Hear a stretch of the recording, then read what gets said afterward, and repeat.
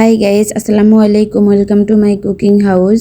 আজকে আমি খুবই দারুণ টেস্টি একটি রেসিপি শেয়ার করতে যাচ্ছি, আর খুবই ইউনিক একটি রেসিপি, খুবই মজার ও কুড়মুড়ে একটি রেসিপি। আশা করি সকলের অনেক ভালো লাগবে।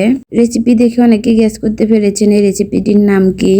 যারা নাম জানেন অবশ্যই কমেন্ট করে পাঠিয়ে দেন এটার নাম কি, কোন জেলা কি নামে ডাকেন। তবে এইভাবে আপনিও বাসায় খুবই হেলদি ভাবে তিলের ভাত তৈরি করতে পারবেন যদি আমার রেসিপি উপভোগ করেন।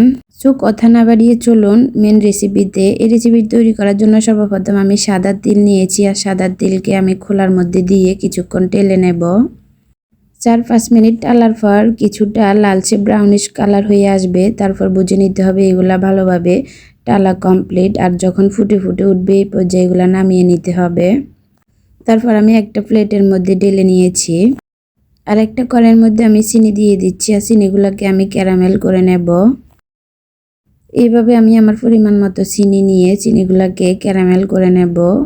চিনিগুলো ভালোভাবে গলে ক্যারামেল হয়ে গেছে। এই পর্যায়ে আমি দিয়ে দিচ্ছি আগে থেকে টেলে রাখা তিল, আর এই তিলগুলো দিয়ে সাথে সাথে অনবরত নেড়ে ছেড়ে নিতে হবে। আর এই কাজটা সম্পূর্ণ খুবই দ্রুতভাবে করতে হবে। আমি সাথে সাথে গরম গরম একটা প্লেটের মধ্যে ঢেলে নিচ্ছি।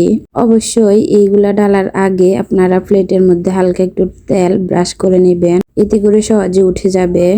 কুসুম গরম অবস্থায় আমি ন্যাপ দিয়ে কেটে দিচ্ছি যাতে পরে সুন্দরভাবে উঠে যায়।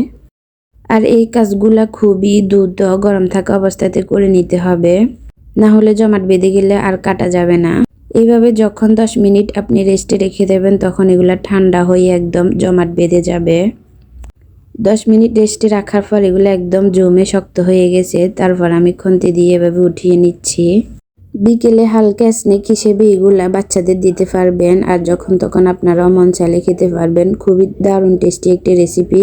আমার রেসিপি আপনাদের কেমন লেগেছে অবশ্যই কমেন্ট করে জানাতে ভুলবেন না। ভালো লাগলে ফলো এবং সাবস্ক্রাইব করে রাখবেন। সবাই ভালো থাকুন। আল্লাহ হাফেজ।